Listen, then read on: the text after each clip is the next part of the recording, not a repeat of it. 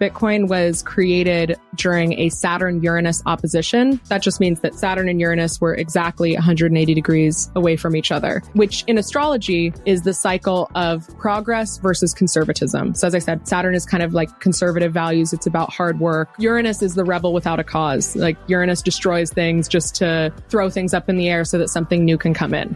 And so the cycle between Saturn and Uranus is this like rebellious cycle versus hierarchical conservative control. And Bitcoin was created when these two things were exactly in opposition with each other. And so Bitcoin is simultaneously very conservative and also very rebellious. And I feel like that is really like the interesting kind of dynamic that plays out in Bitcoin, where it's boomer coin, but it's also like the global monetary financial like revolution of our lifetime.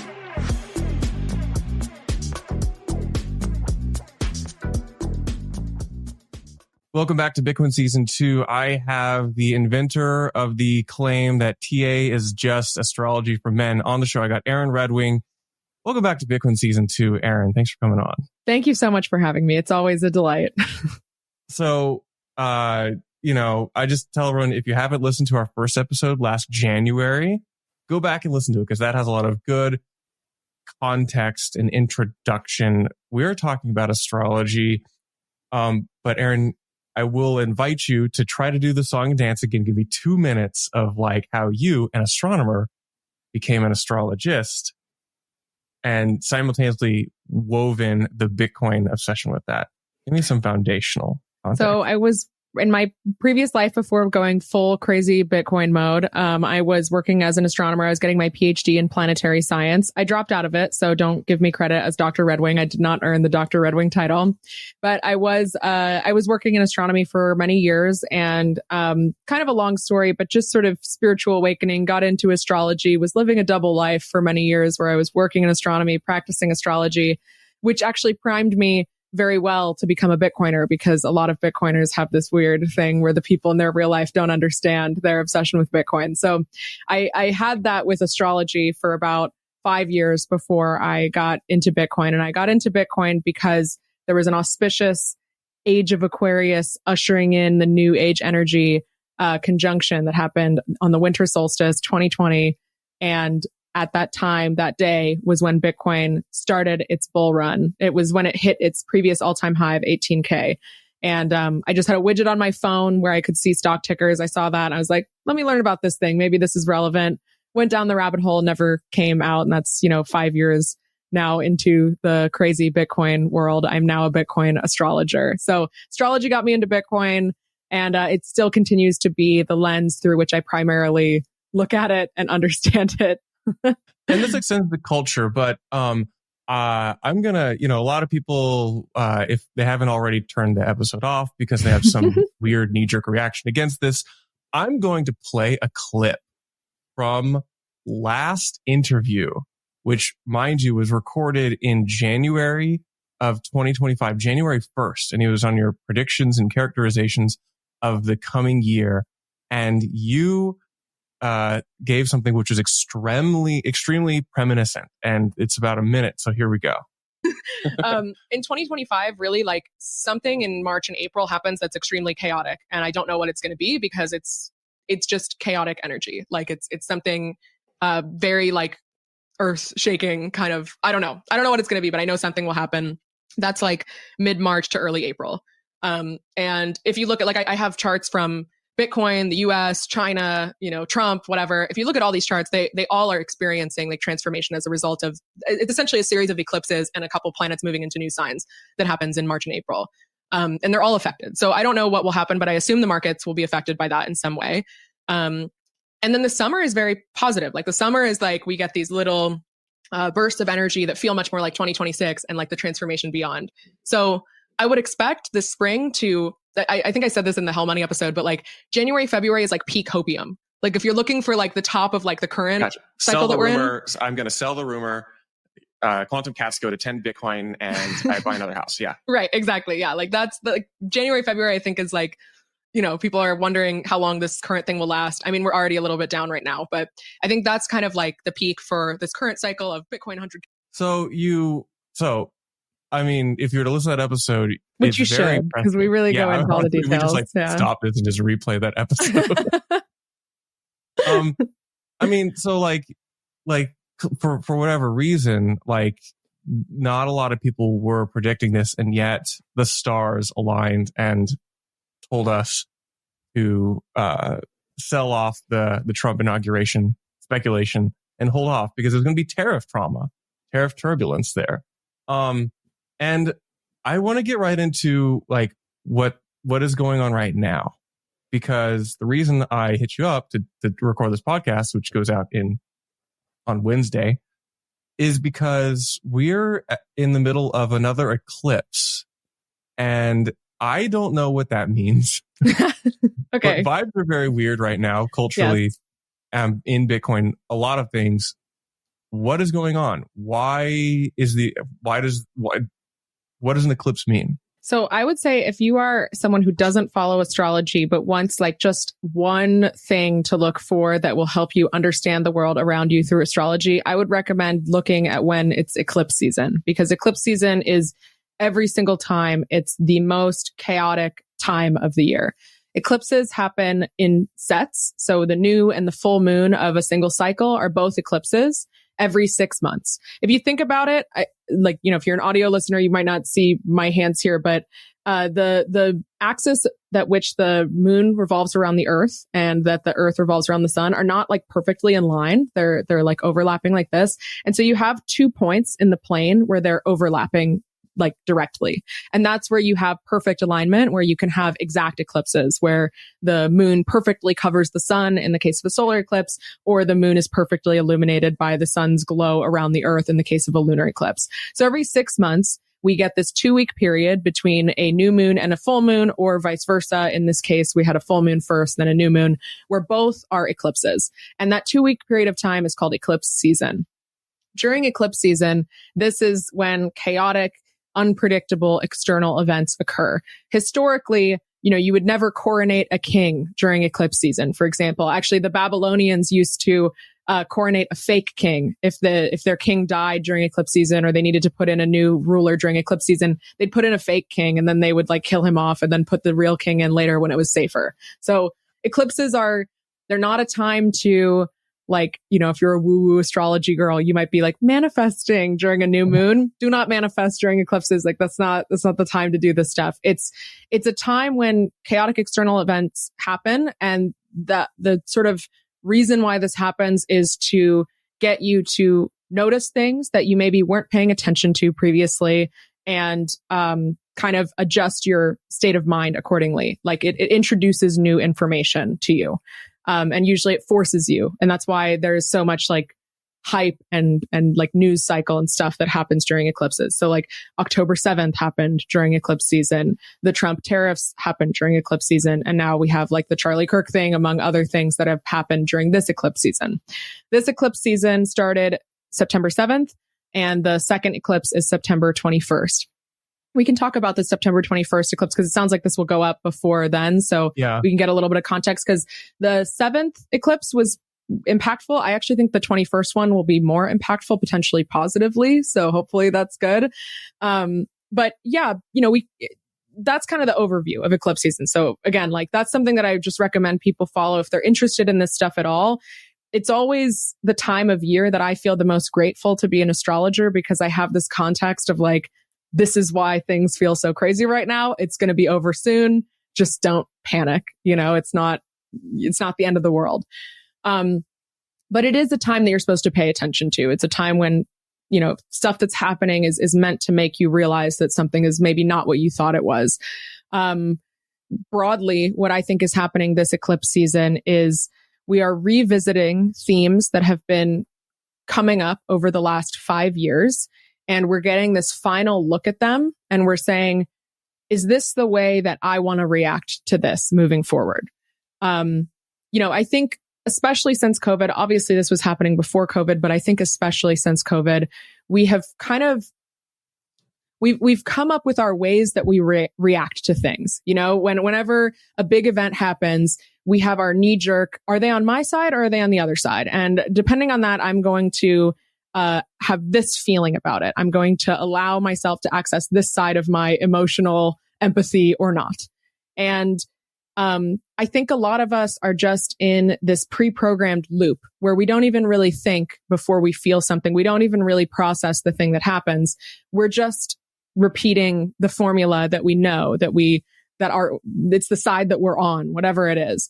And I think what this eclipse season is trying to show us, and broadly kind of the themes of this fall, are what behaviors, rules, thought patterns, that kind of thing, are you okay with leaving behind in that 2020 to 2025 chapter? Because 2026 forward is a whole new world where the way that you've reacted to things will not apply.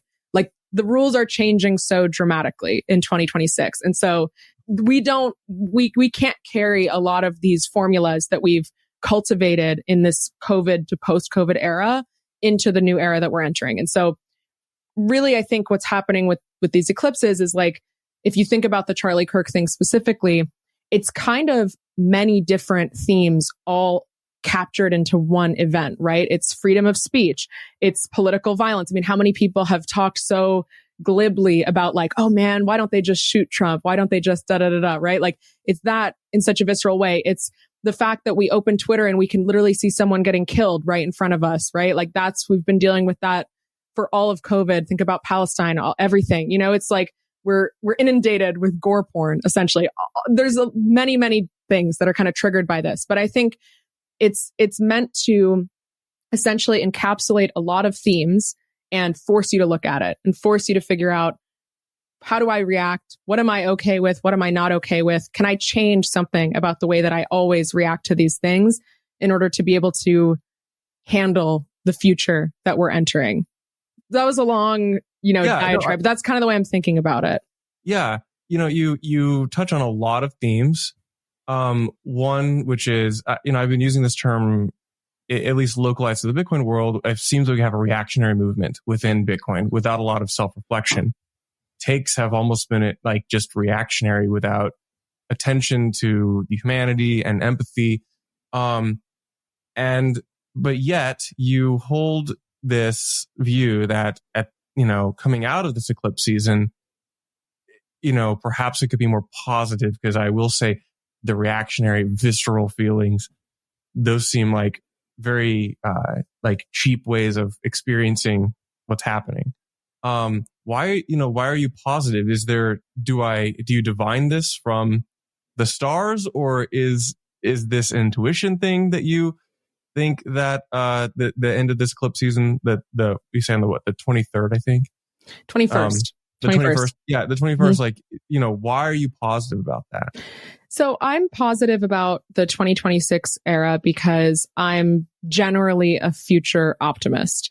I think it will be very uncomfortable for people that are averse to change. And I think that if you are someone who is in a cycle of allowing yourself to be propagandized to and inflamed due to whatever information you're intaking, and that's both sides, by the way, both sides are doing that, especially with this event, then it probably won't feel great to be inundated with all of the new energy that's going to be coming in. But I think for those of us that are kind of ready for that, and we've accepted that we are living through interesting times, and we're ready for that transformation.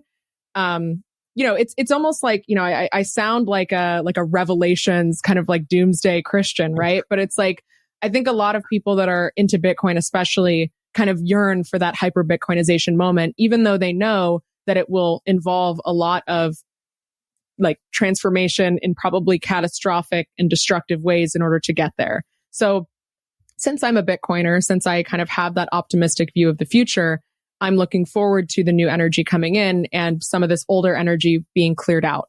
That being said, it is very inflammatory. It's a lot of air and fire. So think about like hot air, kind of aggressive, a lot of words being said that you can't take back or that cause issues. Some of the planetary transits that we're going through in 2026, the last time that we had something similar, not quite the same, but similar, was the Civil War.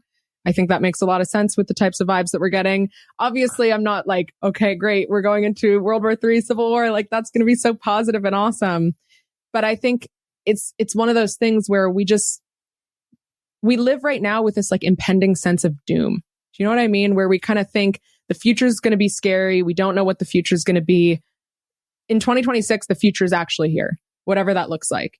And so, it could be a time to be fear-mongery and scared of, but personally, I'm not. So it's a combination of both planetary transits and sort of my own, I guess, personal sense of optimism, personal disposition that makes me excited for 2026. I will say, just as like a very quick example, there's a very famous astrologer, Andre Barbeau, who was one of the founders of kind of outer planet astrology. The outer planets were only discovered in the last 100 to 150 years. So those of us who do outer planet astrology, we are like living in the golden age of research for these things right now. And Andre Barbeau was a French astrologer. He died in 2019. And he was one of the first people to be really looking at the outer planet cycles and making bold predictions. He predicted the fall of the Soviet Union back in the 1970s. He said the Soviet Union will fall within a certain, I think it was a 3-month range, and he got it exactly. And he also predicted that there would be a global pandemic in January of 2020. This was back in the 1990s that he made this prediction. So Andre Barbeau, one of his biggest predictions was that the new age starts in 2026. So he's someone that I definitely look to also as like a, kind of the gold standard for my field. And he was extremely positive about 2026 is going to be a very scary year, but that's the beginning of the Age of Aquarius where we're fully in it. So, kind of another call out there, but all these things coming together, it's like the best I can do is just kind of encourage people positively, because it's not going to be a simple, easy ride. It's going to be chaotic, but those of us who are Bitcoiners that want hyper Bitcoinization, what else are you expecting?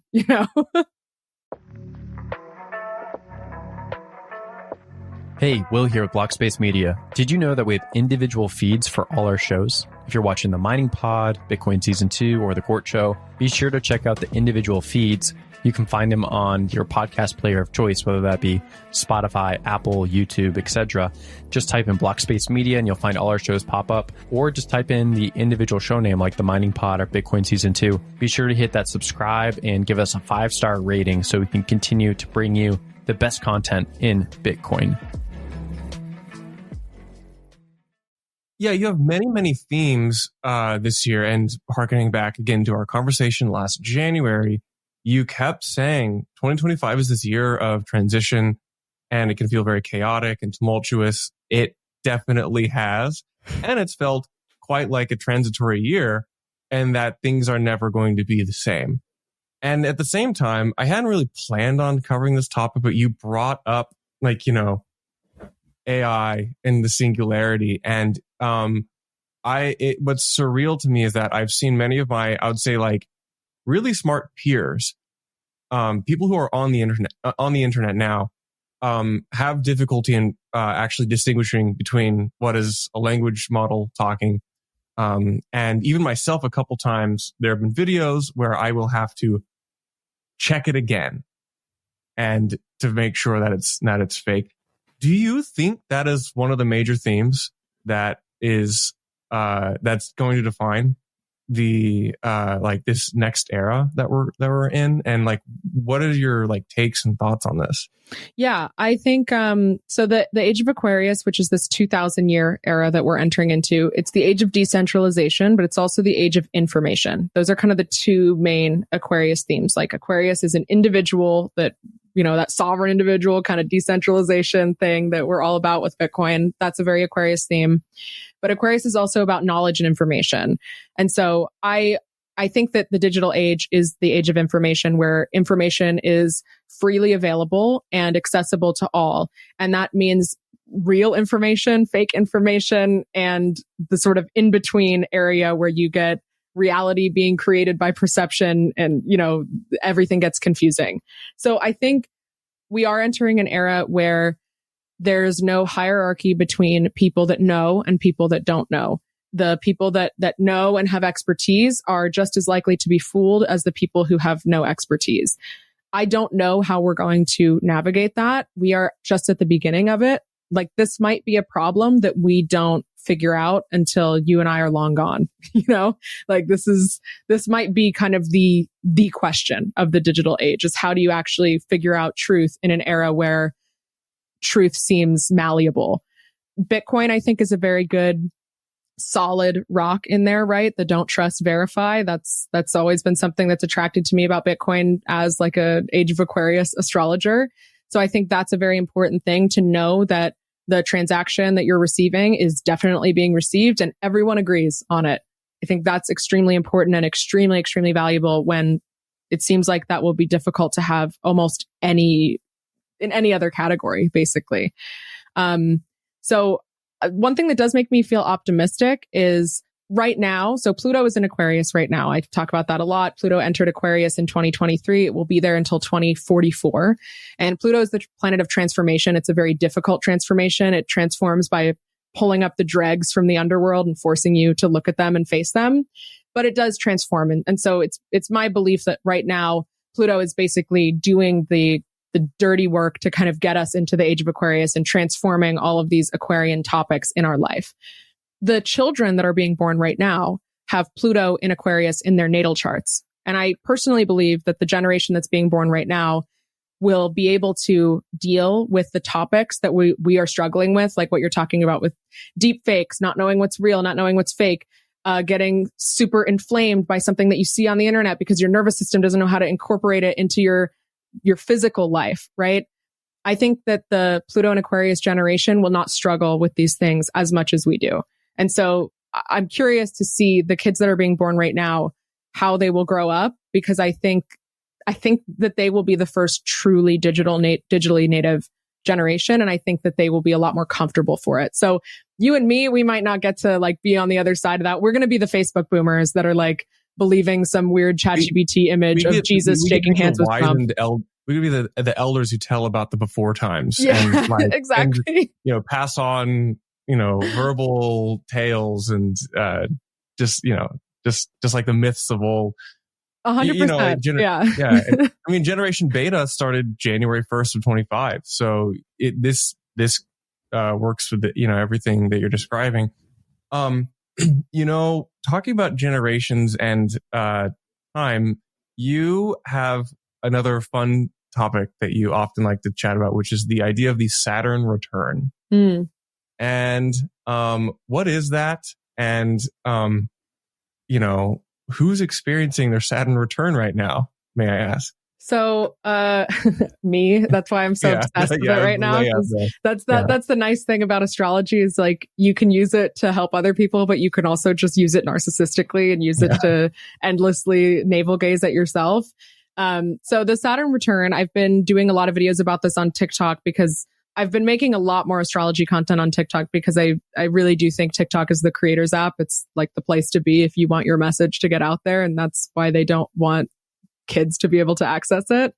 But I've been making all these videos about Saturn returns because I'm going through my Saturn return this year. And this is a transit that everyone goes through between the ages of 27 to 30. So it's like the end of your 20s into your 30s.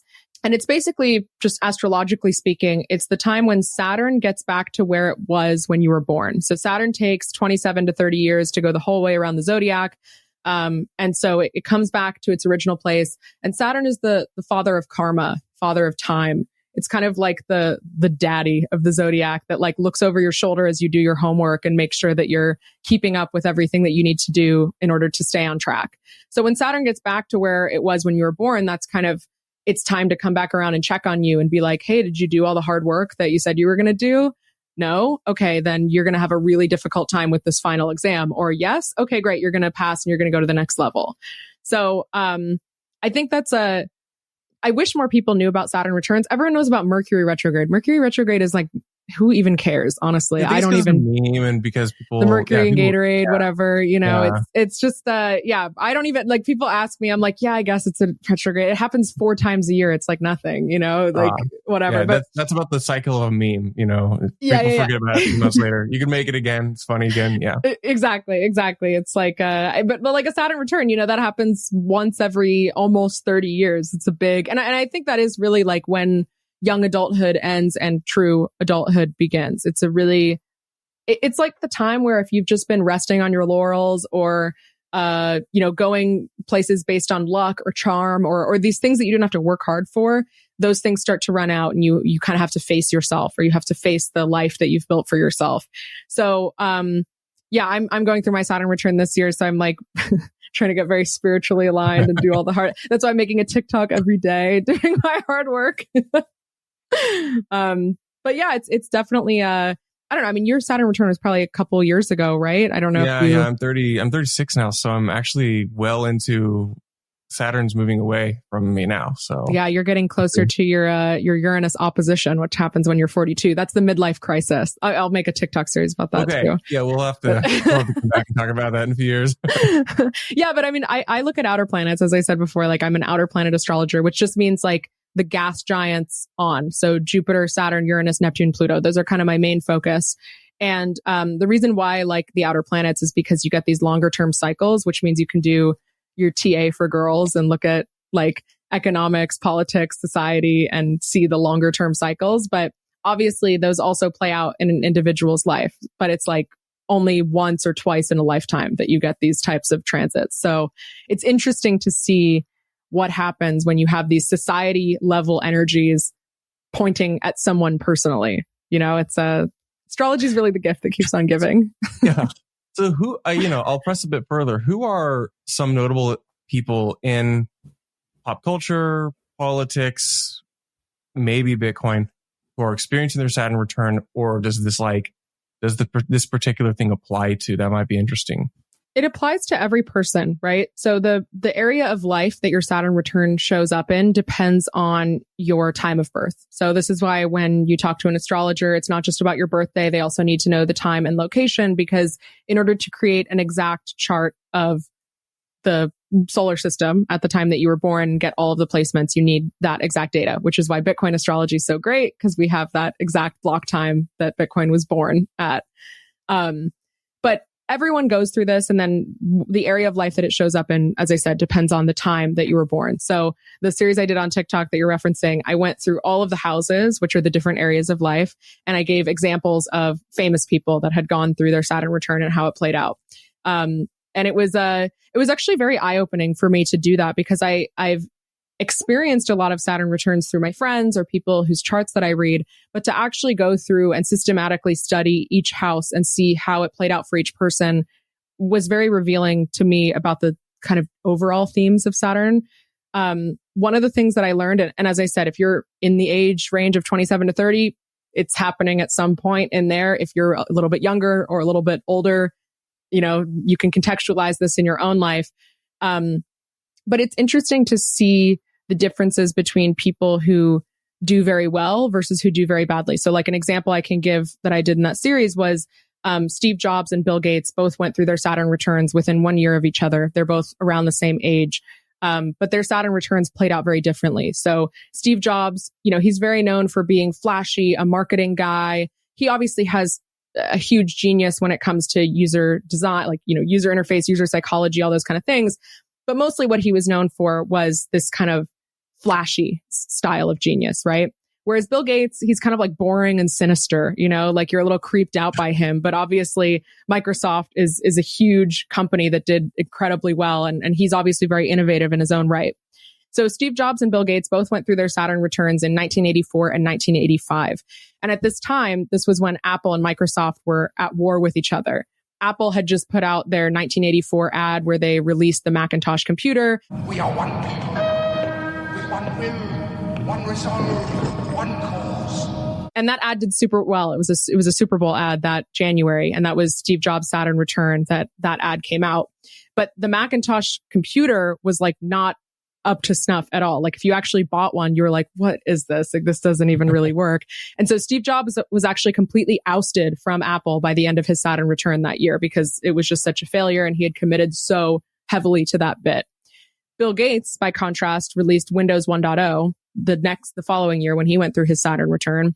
And that was a huge success. And Microsoft got like complete market dominance during that time.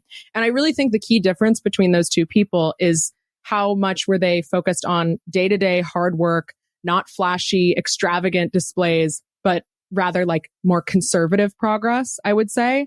And of course, like that dynamic switched 10 years later. But at that time, it really was like Bill Gates won over Steve Jobs. And I think that was just because Bill Gates was a much better, I guess, like worshiper of Saturn, as some conspiracy theorists would call him, regardless of the astrology context.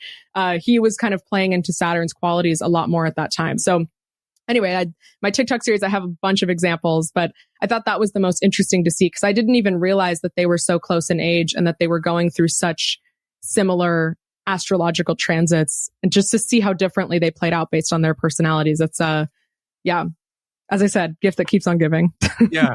Well, that makes me think because Bitcoin will have a Saturn return. I don't know if I assume you've done a little legwork on this, but I don't know how much. My rough math says second half of the 2030s. Mm-hmm. I don't know. Do you have any thoughts or comments on this? Yeah, it's so Bitcoin's Saturn placement is a very crucial part of its chart because Bitcoin was created during a Saturn-Uranus opposition. That just means that Saturn and Uranus were exactly 180 degrees away from each other, which in astrology is the cycle of progress versus conservatism. So as I said, Saturn is kind of like conservative values. It's about hard work. Uranus is the rebel without a cause. Like Uranus destroys things just to throw things up in the air so that something new can come in. And so the cycle between Saturn and Uranus is this like rebellious cycle versus hierarchical conservative control. And Bitcoin was created when these two things were exactly in opposition with each other. And so obviously, that makes sense given the time, right? 2008, if you think about what we were going through in 2008, it's very, very much that dynamic. But that's infused in Bitcoin's energy because that's when it was created. Just like how you're a Leo sun. And so the sun was in Leo when you were born. And so that infuses you with that energy. It's the same thing with Bitcoin, where Bitcoin is simultaneously very conservative and also very rebellious. And I feel like that is really like the interesting kind of dynamic that plays out in Bitcoin, where it's boomer coin, but it's also like the global monetary financial like revolution of our lifetime, So as I said, Bitcoin Saturn placement is very important. And so I'm curious to see, like, as we go through Bitcoin Saturn return, which we still have quite a while before that happens. But my guess is that Bitcoin, it's so hard to say with like ossification, like what does that even really mean? But my guess is that we will get a movement more towards conservatism within Bitcoin's structure rather than its like radical ideals. Bitcoin went through its Jupiter return during the 2021 bull run. So Jupiter is the planet of luck, abundance, optimism. It's like a very positive thing to go through your Jupiter return. Bitcoin went through its first Jupiter return with that 2021 bull market. So, that one's a good, like Jupiter is the classic benefic. Saturn is the classic malefic. So Jupiter is positive. Saturn is sort of loosely bad. So we definitely saw that play out with the good side. So it's just a question of how that will play out for the Saturn return. But we still got time. Tell me how should I trade Bitcoin over the next just buy it 12 to 18 months? I don't know. What do the planets tell me about, you don't have to comment on it, but, I will inject, some speculation into this, like Bitcoin up or down over the next 12 to 18 months. Yeah, it's kind of tricky because I think, so I think throughout the rest of 2025, I don't think we're going to see some major price action one way or another. I think we'll probably continue to just sort of crab around where we have been for the last month or so.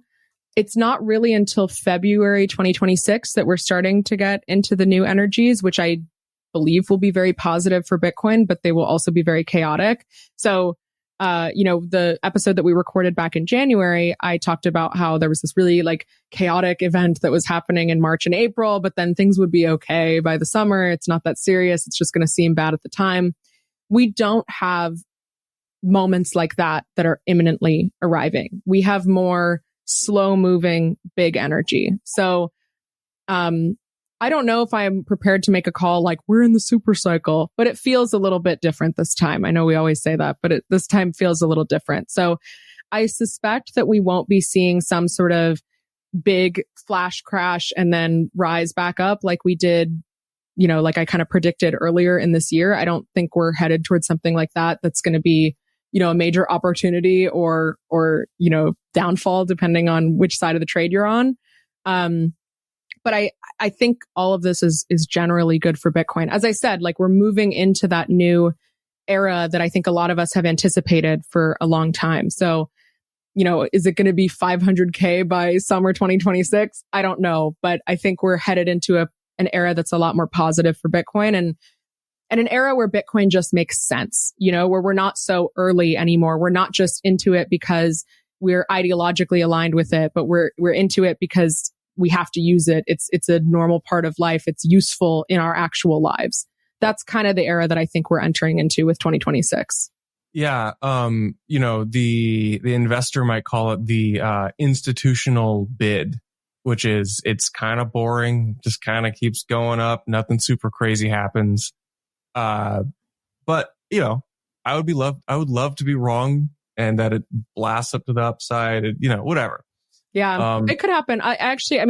I plan on going through very detailed 2026 astrology probably in like November of this year. So, if you have me back on January 2026, we can kind of go through like month by month and do the detailed analysis. One of the things I really want to look at is I want to do the astrology of some of these Bitcoin treasury companies, because I think that's where you might see a little bit more catastrophe going on. I mean, Poor David Bailey's Naka is down 50% today. Yes. Eclipse season. Eclipse season. Yeah. Mm-hmm. But, he's always riding the wave. Yeah, he's riding the wave. Buy Naka on the 21st. I'm just kidding. Yeah. I do want to look at the eclipse chart just because it might be useful for people to kind of bring up. It's relevant at this time. And then I think we'll also help people understand like how I make an astrological prediction, if that makes sense. Like you can see my charts, you can see all the math that goes into everything that I'm doing. Charlie just pulled this up. So if you're listening, you won't see the chart, but if you're watching, you can see very clearly there's this kind of kite formation in the middle of the chart, right? That's not normal. Like we don't get geometric patterns like that in every chart. That's pretty abnormal as far as astrology goes. And the top of the kite that has that small, like bold blue triangle, those are the outer planets all working together. So as I said in the January episode that we recorded earlier in the year, I said, in the summer, we're getting this nice synergy between the outer planets where they're moving into new energy, they're moving into new signs, and they're all helping each other. That's that blue triangle. So at the top of it is Pluto and Aquarius, the first degree of Aquarius. You have Saturn and Neptune form the middle thing that also has the red line coming out of it. And then you have Uranus that forms the bottom of that. So that little blue triangle at the top of the kite, those are all the outer planets, right? Like Pluto, Saturn, Neptune, Uranus, those are the furthest out planets. So these are the longest term energy, the most like societal, political, economic level energies, not day-to-day personal, I'm a Leo, you're a Virgo type energy, but, big changes. All of these planets entered into those new signs as of 2024 and 2025. So we have all this new energy and it's all working together. It's all like harmoniously, meshing with each other. But what you'll notice if you can read the chart more acutely is that they're all retrograde right now. All of those planets are currently retrograde. They're all going back. So they have a little R next to the symbol. That means that they're moving backwards right now. So right now they're all kind of in a nice alignment where they're like, yeah, we're vibing on the new energy. Woohoo. That's what 2026 is going to be completely. But they're all starting to move back and they will all, except for Pluto, move back into their previous signs by the end of this year. So the way that I think about this is over the summer, we got this nice aspect that we're still feeling right now. We still see that blue triangle going where they're all working together, bringing in new age energies and kind of harmoniously doing so. But they all have to go back to their previous sign and kind of wrap up unfinished business. And so when I talk about things like these eclipses, bringing up themes from the last 5 years and asking you to look at them, to reflect on them, to let go what no longer serves you moving forward into a new chapter. That is what I'm talking about with the point at the bottom of the kite, which is like the red lines that go to the bottom. That's the eclipse. You can see the sun and the moon are both together there. That is the solar eclipse that's happening on the 21st. So basically you have this like harmonious little dance that all the outer planets are doing together. And then the eclipse is on the exact opposite side, almost like shooting a bow and arrow at it, right? Like it's kind of like, hey, let me fuck that up a little bit. Let me just like shake things up and see if you can see if you can get rid of something. See if you can let something go that's preventing this dynamic from really flowing as much as it should. So, I'm using metaphors here because it's like would be very boring if I went through and kind of gave you all the technical. I can't use all the specific language. You have to be I'm trying to sort of represent it like metaphorically, but you can kind of see what I mean, right? With I think the reason why I wanted you to show the chart is because I feel like the geometry of this just so clearly demonstrates the energy. It is. And so really the theme of this, this eclipse that's happening on Sunday, it's 12:45 p.m. if you're in California, 3:45 p.m. on Sunday if you're in the East Coast. If you're anywhere else in the world, sorry, I'm only giving US time zones, but it's Sunday. Basically, what it's asking for you to do is let go of a thought pattern that is outdated, that is preventing you from starting to vibe with the new energy that wants to just float, wants to bring new things in. It wants to give you new opportunities. But if you're stuck in a mental pattern that no longer serves you, this is Virgo energy. Virgos are very type A, perfectionists. They can ruminate on things.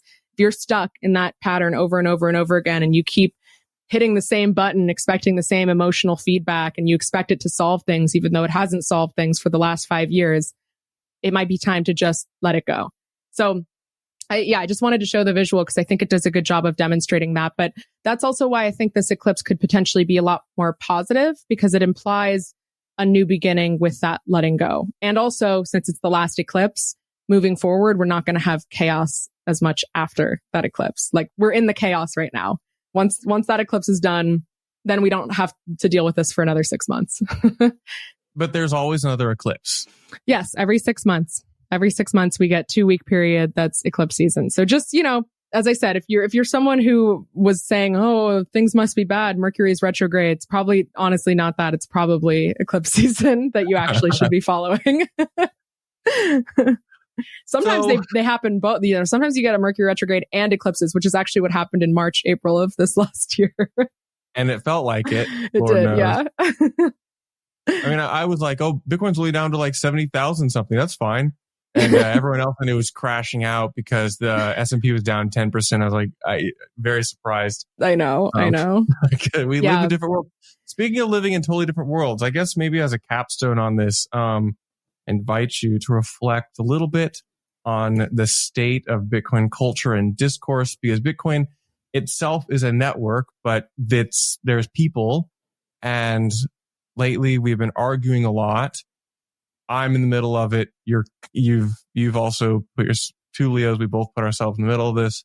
You don't have to comment on the filters per se. We've already done exhaustive covering on that, but give me some assessment or insight on just the culture in general, and what are your thoughts about what the Bitcoiners are saying these days? Yeah, I mean, maybe I can give a perspective that not everyone is giving, and that also applies to what I'm saying more broadly about the culture and how I see it astrologically. I think that, when we have this unbreakable polarizing binary where you are either on our side or their side, and depending on what side you're on, the other side is literally all feds and literally all evil and whatever. If you're stuck in that binary, it's very easy to just stay there for cheap excitement, I think I'm obviously on the non-knot side, right? Like I'm not running knots. Maybe I should, but I'm not running knots. I'm firmly on the other side of that ideological debate. But I think that the more that we are just continuing to engage in the same loops over and over and over again, we're not giving any space for something new to come in. And the reason why we stay in those loops is because it's emotionally satisfying for us to do the things that are comfortable, right? It's the same thing as if you need to go to the gym and you know that you would feel better if you went to the gym, your body is going to resist doing that. And your mind's going to come up with a million reasons why that's actually not the right thing to do, because it's uncomfortable and it's outside of your normal behavior. I think the same applies right now with the way that we're dealing with discourse in Bitcoin. Is nobody really knows how to make it better. Nobody really knows what comes next, but they do know that the other side are a bunch of fucking idiots, and they can dunk on them and quote tweet someone who said something totally stupid. And, we're all feeding it. So I do think that by February, March 2026, we will be out of it. Bitcoin is going through a transit to its natal Mercury right now. Pluto is currently on Bitcoin's natal Mercury. Mercury is the planet of communication, connection, and networks. So I do think we're having this big transformation where all the gunk is coming up. This is how Pluto works around these aspects of the network for a reason. And once we're in Q2 of 2026, like we are past that transformation. So I suspect that by that point, we will have a much better way of having discourse about technical topics that doesn't just turn into a religious holy war, right? That's my hope. That's my hope, is that that's a transformation that's happening. But I think it's both the kind of societal level, everyone's stuck in their fights that they've been doing for the last 5 years, and also this specific transformation that needs to happen for us to figure out how the Bitcoin network should work and how we should communicate and connect concepts with each other in order to move it forward. Erin Redwing, everybody. Erin, where can people find you and ask you all sorts of insane astrology questions and give their unsolicited thoughts? So I am at Realizing Erin on X and also TikTok, where I'm more active these days because I love the Chinese spyware app. And I'm also a Bitcoin podcaster, How Money Podcasts. We post on X, YouTube, whatever. And I get my astrology and spirituality takes in there at least at one point during the episode. So, it might be an Easter egg that you have to hunt for, but it is there. But yeah, I'm around, I'm not going anywhere. Bitcoin culture can get pretty fucking bad and I still will be a Bitcoiner. So, if you have deranged questions about astrology, DM them. Those are like usually the only DMs I answer are deranged astrology questions. So what does what do the planets say about knots and filtering? Okay, blah blah blah blah blah. Enough about that. Yeah. Erin, thank you so much for coming on Bitcoin Season 2. Catch you on the internet. Bye.